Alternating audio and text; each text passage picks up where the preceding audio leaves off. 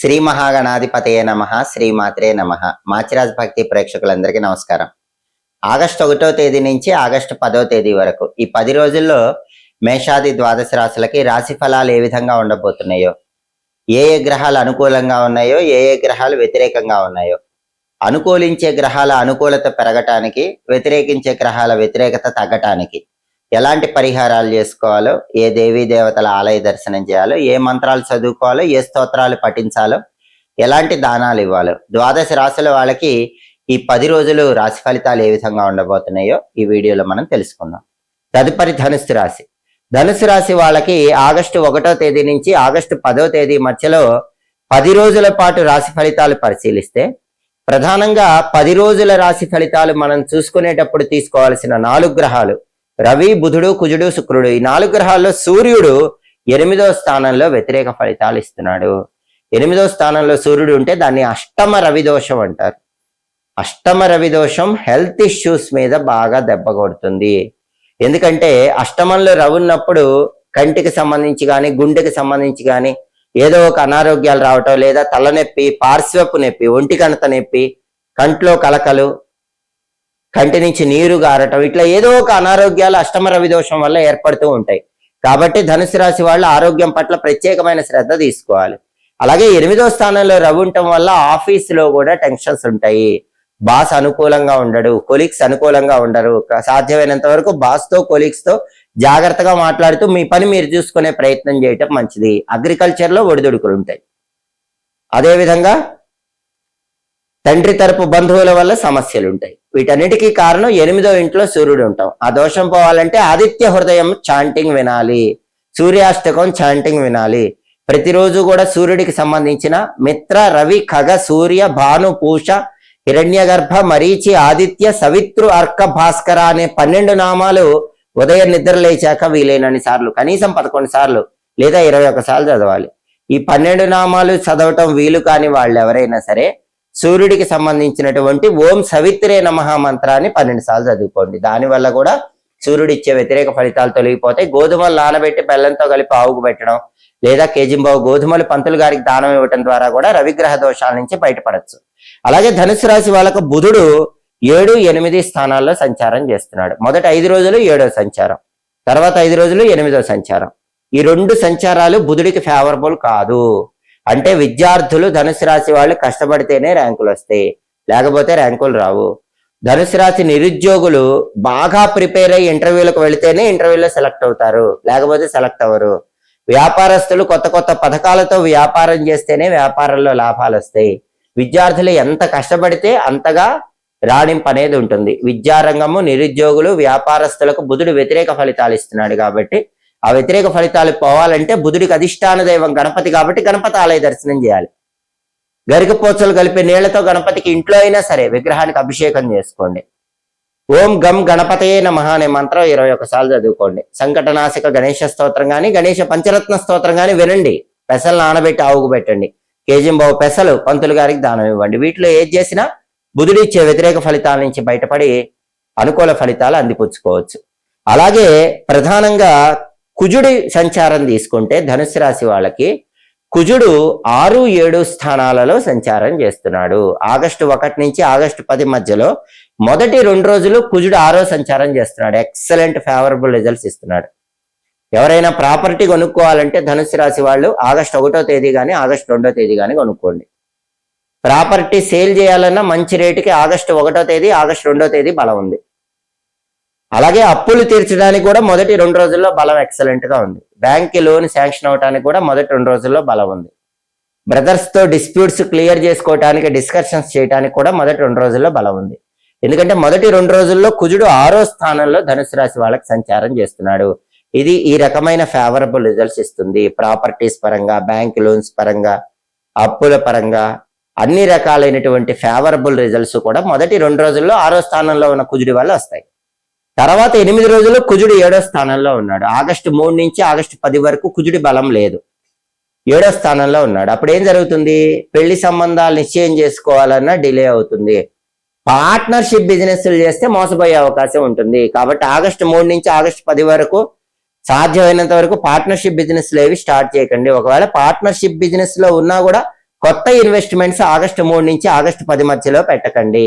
Real estate లో attention pay చేయండి. Brothers తో జాగ్రత్తగా మాట్లాడండి. ఈ జాగ్రత్తలన్నీ ఎందుకు తీసుకోవాలంటే 7వ స్థానంలో కుజుడు వ్యతిరేకంగా ఉంటాడు కాబట్టి ఈ జాగ్రత్తలు తీసుకోవాలి. ఆగస్టు 3 నుంచి ఆగస్టు 10 మధ్యలో కుజుడి అనుకూలత లభించాలంటే ఓం అం అంగారకాయ నమః అనే మంత్రం రోజు 21 సార్లు చదవాలి. అలాగే రుణ విమోచన అంగారక స్తోత్రం చాంటింగ్ వినాలి. కందులు నానబెట్టి బెల్లంతో కలిపి ఆవుకు పెట్టడం, కేజింబావు కందులు పంతులు గారికి దానం ఇవ్వటం చేయాలి. వీటిలో ఏది చేసినా కూడా ఆగస్టు 3 నుంచి ఆగస్టు 10 మధ్యలో 7వ స్థానంలో ఉన్న కుజుడి వ్యతిరేకత వల్ల వచ్చే ఫలితాల నుంచి చాలా సులభంగా బయటపడచ్చు.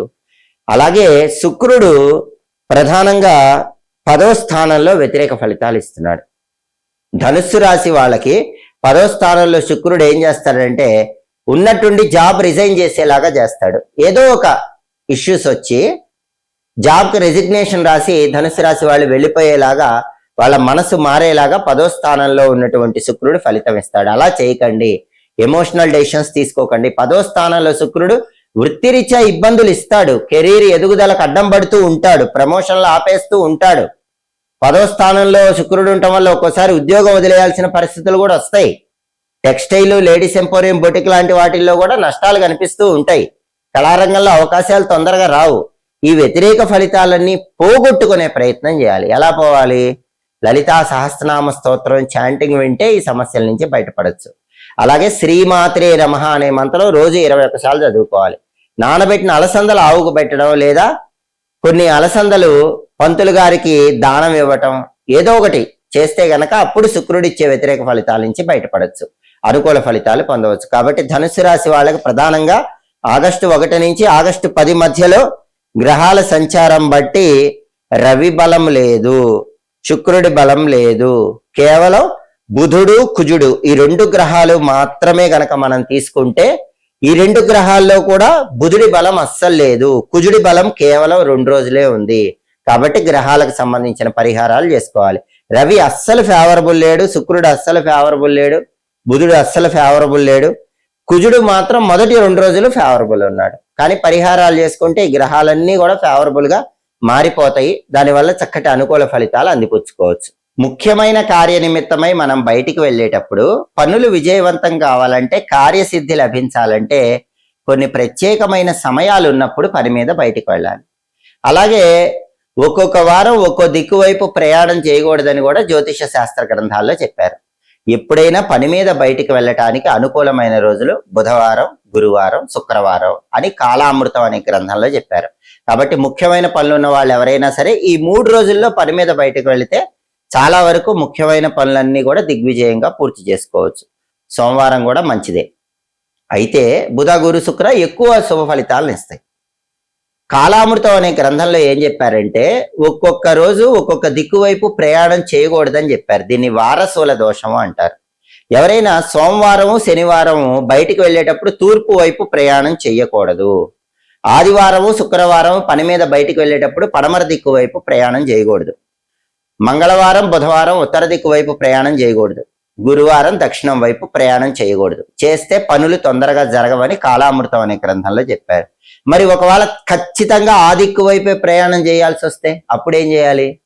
కొన్ని పదార్థాలు తిని మనం పని మీద బయటికి వెళ్ళొచ్చు, ప్రయాణం చేసుకోవచ్చు. అప్పుడు దోషం ఉండదని కూడా కాలామృతం అనే గ్రంథంలో చెప్పారు. ఎప్పుడైనా వెళ్ళకూడని దిక్కు వైపు వెళ్ళకూడని రోజుల్లో ప్రయాణం చేయవలసి వస్తే ఆ రోజు ఆదివారం అయితే నెయ్యితో చేసిన పదార్థం ఏదైనా తిని వెళ్ళాలి, లేదా 2 నెయ్యి చుక్కలు నోట్లో వేసుకొని వెళ్ళాలి. సోమవారం అయితే కొంచెం పాలు తాగి వెళ్ళాలి. మంగళవారం బెల్లం ముక్క తిని వెళ్ళాలి. బుధవారం నువ్వులు నోట్లో వేసుకుని వెళ్ళాలి. గురువారం పెరుగు తిని వెళ్ళాలి. శుక్రవారం గోధుమలు తిని వెళ్ళాలి. శనివారం మినుములు కొన్ని నోట్లో వేసుకొని లేదా మినపప్పుతో చేసిన పదార్థాలు తిని వెళ్ళాలి. ఇట్లా వారాన్ని బట్టి ఆ పదార్థం తిని గనక మనం పని మీద బయటికి వెళితే వారసుల దోషం ఉండదు. అంటే ఫలానా వారం ఫలానా దిక్కుకు ప్రయాణం చెయ్యకూడదు అని ఉన్నప్పటికీ ఆ దిక్కు వైపు వెళ్ళినా ఎలాంటి ఇబ్బందులు ఉండవు. అలాగే కొన్ని సమయాలు కూడా జ్యోతిష శాస్త్రంలో చెప్పారు. అవి చాలా అద్భుతమైన సమయాలు. అసలు కష్టసాధ్యమైన పని కూడా బ్రహ్మాండంగా సక్సెస్ అవ్వాలంటే ఆ సమయాల్లో బయటికి వెళ్ళాలి. వాటిలో మొట్టమొదటిది గోధూళి ముహూర్తం. గోధూళి ముహూర్తం అంటే ఏంటంటే సూర్యాస్తమయం సమయంలో ఆవులన్నీ ఇంటికి తిరిగి వచ్చేటటువంటి సమయాన్ని గోధూళి ముహూర్తం అంటారు. సరిగ్గా ఈ టైం ఎప్పుడు ఉంటుందంటే మీరు ప్రతిరోజు పంచాంగం చూసుకుంటే సూర్యోదయం సూర్యాస్తమయం అని ఉంటాయి. సూర్యాస్తమయానికి 12 నిమిషాల ముందు మొదలయ్యి సూర్యాస్తమయం తర్వాత 12 నిమిషాల పాటు కొనసాగే కాలాన్ని గోధూళి ముహూర్తం అంటారు. అంటే కరెక్ట్ గా సూర్యాస్తమయం ఏ టైంకి అవుతుందో ఏ రోజైనా సరే ఆ టైంకి ముందు 12 నిమిషాలు, ఆ టైంకి తర్వాత 12 నిమిషాలు, మొత్తం కలిపితే 24 నిమిషాలు. ఈ టైంని గోధూళి ముహూర్తం అంటారు. ఈ గోధూళి ముహూర్తంలో మీరు పని మీద బయటికి వెళితే మీ ప్రయాణాలు బ్రహ్మాండంగా అవుతాయి, మీ పనుల్లో కార్యసిద్ధి ఏర్పడుతుంది. అలాగే ఇంకొక అద్భుతమైన ముహూర్తం గురించి కూడా మనకి కాలామృతం అనే గ్రంథంలో చెప్పారు. అదే అభిజిత్ ముహూర్తము. అభిజిత్ ముహూర్తం అనేది ప్రతిరోజు మధ్యాహ్నం టైంలో ఉంటుంది. సరిగ్గా మధ్యాహ్నం స్టార్ట్ అవ్వటానికి 24 నిమిషాల ముందు మొదలవుతుంది. మధ్యాహ్నం స్టార్ట్ అయిన తర్వాత 24 నిమిషాలు కొనసాగుతుంది. అంటే మధ్యాహ్నానికి ముందు 24 నిమిషాలు, మధ్యాహ్నానికి తర్వాత 24 నిమిషాలు, మొత్తం 48 నిమిషాల కాలాన్ని అభిజిత్ కాలము అంటారు, అభిజిత్ ముహూర్తం అంటారు. ఈ టైంలో పని మీద బయటికి వెళ్ళినా బ్రహ్మాండంగా విజయం లభిస్తుంది. కాబట్టి గోధూళి ముహూర్తంలో కానీ అభిజిత్ ముహూర్తంలో కానీ పని మీద బయటికి వెళ్ళండి. అలాగే ఒక్కొక్కసారి ప్రయాణాలు అస్సలు చేయకూడని తిథులు ఉంటాయి. అష్టమి నవములు కష్టపు దినములు అంటారు. ఆ రోజుల్లో సహజంగా అందరూ ప్రయాణాలు చేయరు, పని మీద వెళ్ళరు. అంటే యోగం బాగుంటే మళ్ళీ ప్రయాణం చేయొచ్చు, అది వేరే విషయం. కానీ సహజంగా వెళ్ళరు. యోగం బాగున్నప్పుడు వెళ్ళినా దోషం ఉండదు. ఒకవేళ యోగం కూడా బాగోకపోతే అష్టమి నవమి వస్తే చాలా మంది ప్రయాణం చేయరు. అలాగే ద్వాదశి దగ్ధం అంటారు. ద్వాదశి రోజు కూడా చాలా మంది ప్రయాణం చేయరు. అలా చేయకూడని రోజుల్లో ప్రయాణం చేయాల్సి వచ్చినప్పుడు ఏం చేయాలంటే మనకు జ్యోతిష శాస్త్రంలో నిర్గమనము అని ఒక విధి విధానం చెప్పారు. దీన్నే నిర్ఘ్యము అనే పేరుతో కూడా పిలుస్తారు. వాడుక భాషలో నెగ్యం అంటారు. నెగ్యము, నిర్గమనము, నిర్ఘ్యము అంటే అర్థం ఏంటంటే చేయకూడని రోజుల్లో మనం ప్రయాణం చేయాల్సి వస్తే ఆ రోజుకు ఒక రోజు ముందు కానీ 2 రోజుల ముందు కానీ మనకు సంబంధించిన బట్టలు ఏవైనా మన స్నేహితుల ఇళ్లలో కానీ బంధువుల ఇళ్లలో కానీ ఉంచుతాం. ఆ రోజు వచ్చినప్పుడు మనం హాయిగా ఆ బట్టలు తీసుకొని ప్రయాణం చేయొచ్చు. దీన్నే నిర్గమనము, నిర్ఘ్యము, నెగ్యం అనే పేర్లతో పిలుస్తారు. అప్పుడు ఆ దోషం ఉండదు. అందుకే చాలా మంది ముందే స్నేహితుల ఇళ్లలో కానీ బంధువుల ఇళ్లలో కానీ ప్రయాణం చేయటానికి ముందే బట్టలు పెట్టి వచ్చేస్తూ ఉంటారు. దీన్నే నెగ్యం పెట్టడం అంటారు. అయితే అలా వేరే వాళ్ళ ఇళ్లలో బట్టలు పెడితే మనం ఆ రోజే ప్రయాణం ప్రారంభించినట్టు అయిపోతుందని జ్యోతిష శాస్త్రంలో చెప్పారు. కానీ అలా ఇంకొకళ్ళ ఇళ్లలో మనకు సంబంధించిన బట్టలు పెట్టిన తర్వాత 3 రాత్రులు పూర్తయ్యేలోపు మనం ప్రయాణం చేయాలి. అప్పుడే ఈ నెగ్గం అనేది పనిచేస్తుంది. కేవలం బట్టలు మాత్రమే కాదు, మనకు సంబంధించిన వస్తువులు కొన్ని పెట్టచ్చని కూడా కాలామృతం అనే గ్రంథంలో చెప్పారు. కానీ చాలా మంది బట్టలే పెడతారు.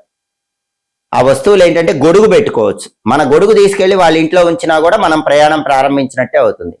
మన ఇంట్లో బియ్యం కొన్ని తీసుకెళ్లి వాళ్ళ ఇంట్లో ఉంచినా కూడా మనం ప్రయాణం ప్రారంభించినట్లే అవుతుంది. కాబట్టి ఎవరైనా సరే పని మీద బయటకు వెళ్ళేటప్పుడు, ప్రయాణాలు చేసేటప్పుడు ఇలా గోధూళి ముహూర్తము అలాగే అభిజిత్ ముహూర్తం చూసుకోండి. ఇలా నెగ్గం పెట్టండి. అంటే చేయకూడని రోజులో ప్రయాణం చేయాల్సి వచ్చినప్పుడు ఆ రోజుకు ఒక 2 రోజుల ముందు లేదా ఒక రోజు ముందు మీ బట్టలు కానీ గొడుగు కానీ బియ్యం కానీ మీకు తెలిసిన వాళ్ళ ఇళ్లలో ఉంచండి. ఏ రోజు ప్రయాణం చేయాలో ఆ రోజు ప్రయాణం చేసినా మీరు ముందే ప్రయాణం చేసి వెళ్ళినట్టు అవుతుంది. అప్పుడు మీ పనులు సులభంగా పూర్తి చేసుకోవచ్చు. ఎప్పటికప్పుడు జ్యోతిష శాస్త్ర పరంగా గ్రహాల సంచారంలో వచ్చే మార్పులు తెలుసుకోవాలన్నా, దినఫలాలు తెలుసుకోవాలన్నా, 10 రోజుల ఫలితాలు తెలుసుకోవాలన్నా, మాస ఫలితాలు తెలుసుకోవాలన్నా మాచిరాజ భక్తి ఛానల్ తప్పకుండా చూడండి. మా వీడియోస్ మీకు నచ్చినట్లయితే మా ఛానల్ లైక్ చేయండి, కామెంట్ చేయండి. మా ఛానల్ వీడియోస్ 10 మంది మిత్రులకు షేర్ చేయండి. మా ఛానల్ సబ్స్క్రైబ్ చేసుకోండి. పక్కన ఉన్న బెల్ సింబల్ నొక్కటం మాత్రం మర్చిపోకండి. సర్వే జనాః సుఖినో భవంతు. స్వస్తి.